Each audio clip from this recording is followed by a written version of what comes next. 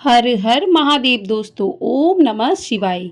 आप सभी को शनि प्रदोष व्रत की हार्दिक शुभकामनाएं। आप सभी पर भगवान भोलेनाथ की कृपा सदा सर्वदा बनी रहे।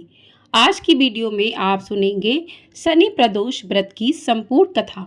तो आप सभी लोग हमारे साथ जुड़े रहिएगा और कथा को पूरा अवश्य सुनिएगा। शनि प्रदोष व्रत रखने से अच्छी संतान की प्राप्ति होती है और जीवन में सुख समृद्धि आती है। शनि प्रदोष व्रत करने से पुत्र दीर्घायु होता है और पुत्र रत्न की प्राप्ति होती है। इसके अलावा शनिदेव की कृपा भी बरसती है। शनि प्रदोष व्रत की पावन कथा भगवान शिव और शनिदेव के अद्भुत संबंध का प्रतीक है। इस दिन उपवास और पूजा से सभी कष्ट और दोष मिट जाते हैं। तो इस दिव्य कथा के श्रवण से अपने जीवन को शिवमय बनाएं। आइए श्रवण करते हैं शनि प्रदोष व्रत की कथा। शनि प्रदोष व्रत की पौराणिक कथा के अनुसार प्राचीन काल में रत्नागिरी नामक एक नगर था। उस नगर में एक बड़ा ही धनवान सेठ रहा करता था। उसके घर में हर प्रकार की सुख सुविधाएं थीं, लेकिन संतान न होने के कारण सेठ और सेठानी हमेशा दुखी रहते थे। काफी सोच विचार करके एक दिन सेठ ने अपना काम नौकरों को सौंप दिया और सेठ सेठानी के साथ तीर्थ यात्रा पर निकल पड़े। अपने नगर से बाहर निकलने पर उन्हें एक साधु मिले जो ध्यान मग्न बैठे थे। सेठ जी ने सोचा क्यों ना साधु से आशीर्वाद लेकर आगे की यात्रा की जाए। सेठ और सेठानी साधु के निकट गए और वहीं बैठ गए।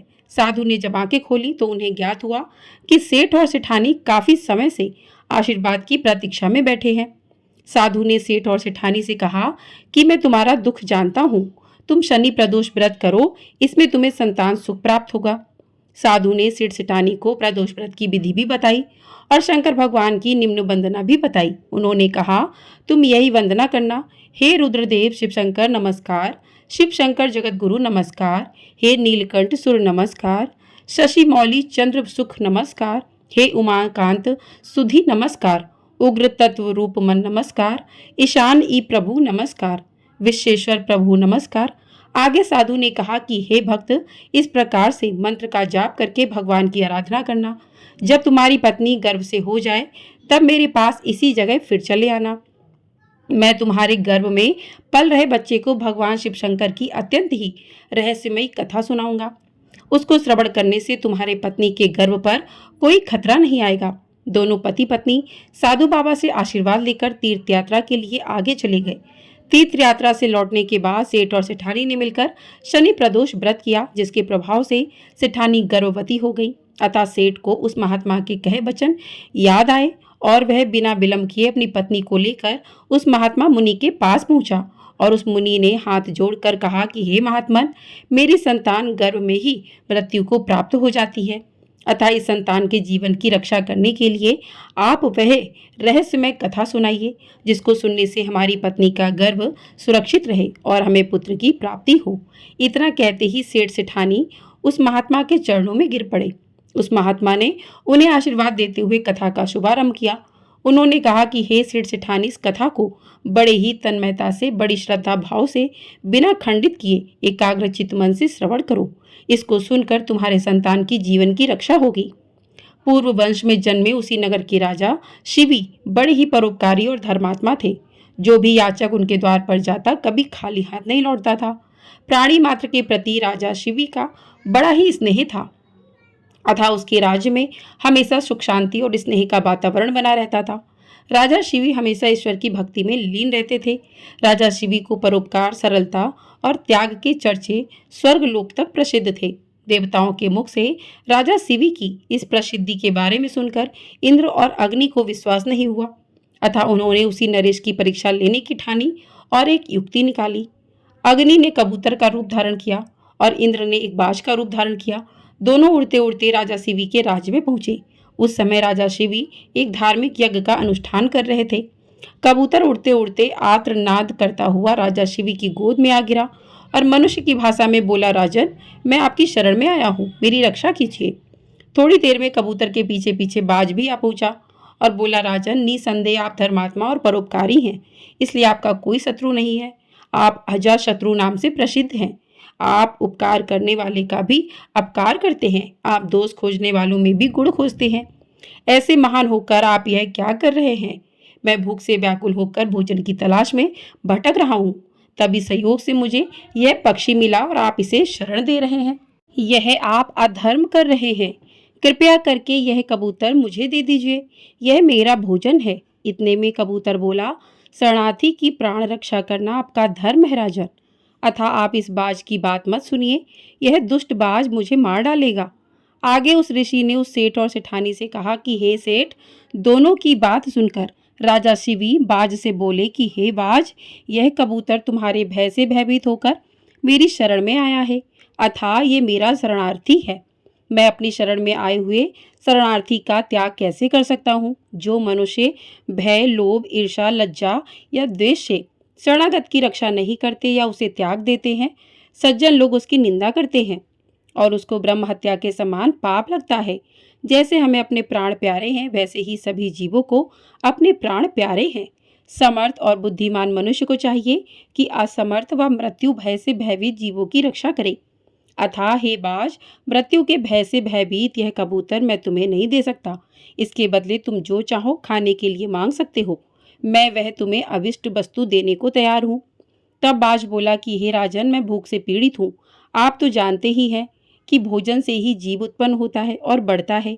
यदि मैं भूख से मरता हूँ तो मेरे बच्चे भी मर जाएंगे। आपके कबूतर को बचाने से कई जीवों के प्राण जाने की संभावना है।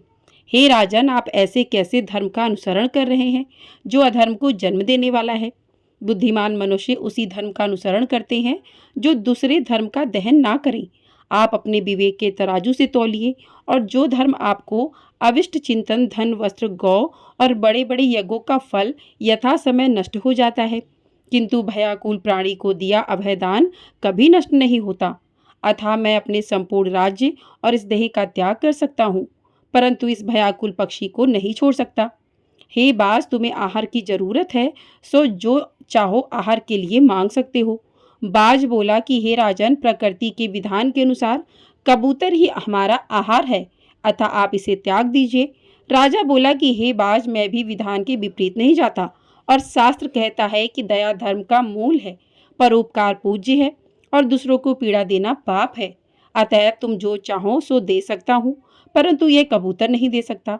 तब बाज बोला, ठीक है राजन, यदि आपका इस कबूतर के प्रति इतना ही प्रेम है तो मुझे ठीक इसके ही बराबर तौलकर अपना मांस दे दीजिए, जिससे मैं अपनी भूख शांत कर सकूं।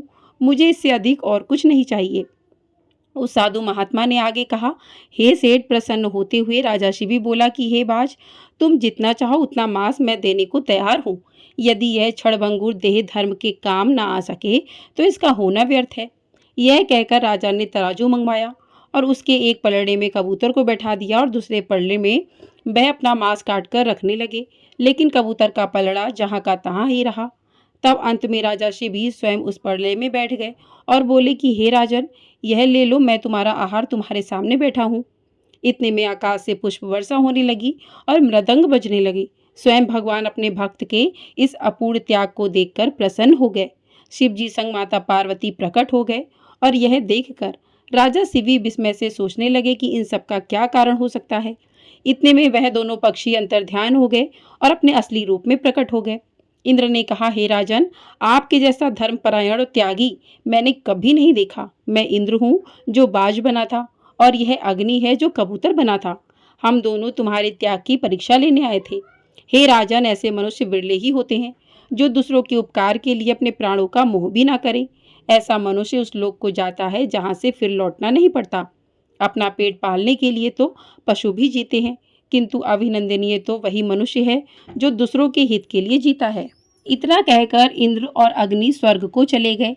हे सेठ और सेठानी, राजा शिवी ने अपना यज्ञ पूरा किया और कई वर्ष तक पृथ्वी का राज्य भोगने के बाद परम पद को प्राप्त हुए। इतनी कथा समाप्त करने के बाद आगे उस साधु ने कहा कि हे सेठ और सेठानी, तुम्हें इस कथा का रहस्य बताता हूँ। तुम्हारा पुत्र पिछले जन्म में बहुत बड़ा धनवान सेठ था। उसने कोई भी दान धर्म नहीं किया।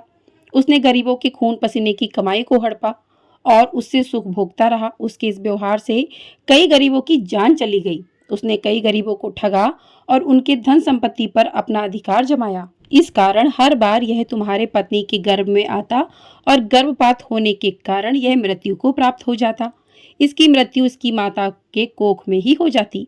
अतः इस परमदान और दयाशीलता की कथा को सुनने के बाद तुम्हारा पुत्र जो तुम्हारी पत्नी के गर्भ में है वह मृत्यु को नहीं ही प्राप्त होगा। अब उसने भी दया तथा परोपकार का पाठ सुन लिया है। भगवान भोलेनाथ की कृपा से तुम्हारा पुत्र दीर्घायु होगा और संसार में यश बढ़ाने वाला होगा। यह दयावान होगा और तुम्हारे कुल का नाम रोशन करेगा। जो मनुष्य इस कथा को सुनता है उसका हृदय परिवर्तन होता है तथा उस पर भगवान शिव शंकर माता पार्वती की कृपा सदा सर्वदा बनी रहती है। इतना कहने के बाद मुनि अपने ध्यान में मग्न हो गए और वह सेठ सेठानी मुनि को नमस्कार करते हुए अपने घर की तरफ चले गए। कुछ महीने व्यतीत होने के बाद उस सेठ को एक पुत्र रत्न की प्राप्ति हुई। वह सेठ अपने पुत्र सहित परिवार के साथ आनंद पूर्वक रहने लगा। उसका उद्धार हो गया।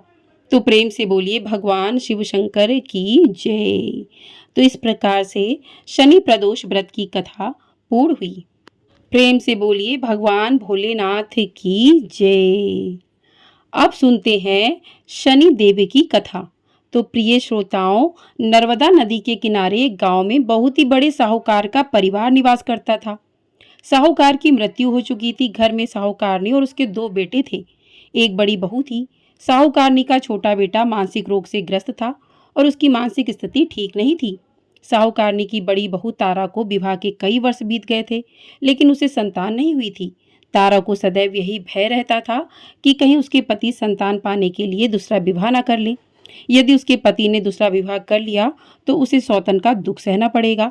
इसी डर से तारा ने एक योजना बनाई और उसने अपने घर में काम करने वाली नौकरानी चंदा से अपने देवर चंदन का विवाह कराने के लिए अपनी सास और अपने पति को मना लिया।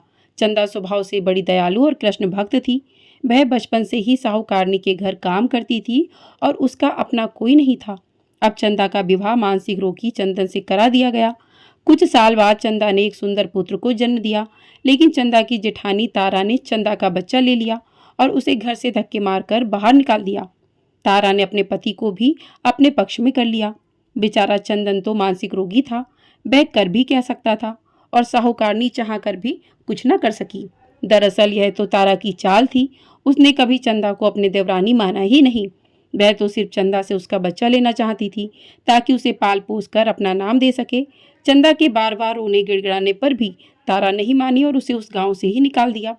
अब चंदा गांव गांव भटकने लगी। भटकते भटकते वह कृष्ण जी के एक पुराने मंदिर में पहुंच गई। वहीं पर उसने प्रभु से न्याय की गुहार लगाई। वह अपना सिर भगवान के चौखट पर पटकने लगी और लगातार ओम कृष्णाय नमः मंत्र का जाप भी करती रही। उस स्त्री की करुण पुकार न्याय के देवता शनिदेव ने सुनी और भगवान श्री कृष्ण के आदेश से तुरंत चंदा के पास उपस्थित हो गए। साधारण मनुष्य का रूप धारण करके उन्होंने उसे अपने आप को कष्ट न पहुंचाने के लिए कहा। उन्होंने कहा कि हे बहन, तुम भगवान श्री कृष्ण पर विश्वास रखो और ओम कृष्णाय नमः मंत्र का जाप करती रहो। तुम्हारा अवश्य ही कल्याण होगा। तुम्हें जो भी दुख है वह भगवान श्री कृष्ण हर लेंगे और शनिदेव की कृपा से तुम्हारा मंगल होगा।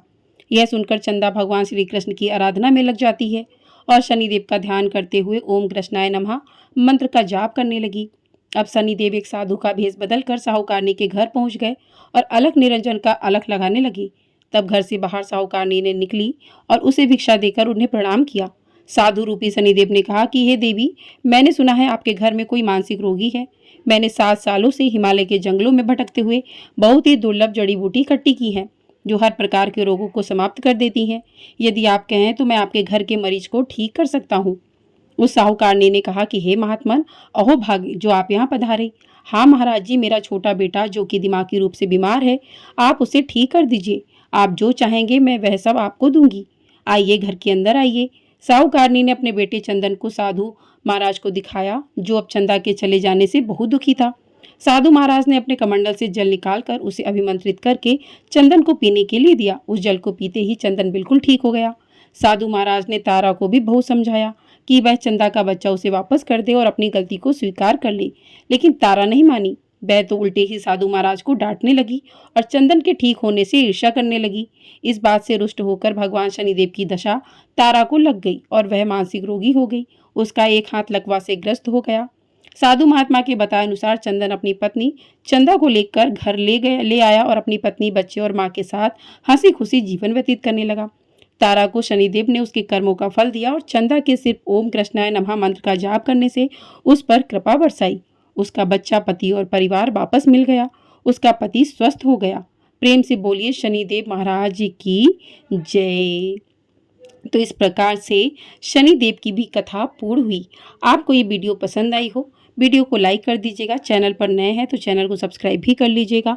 आपको हमारे चैनल पर बर अमावस की कथा सुनाई जाएगी। साथ ही बर अमावस्या कब है इसकी संपूर्ण जानकारी भी दी जाएगी।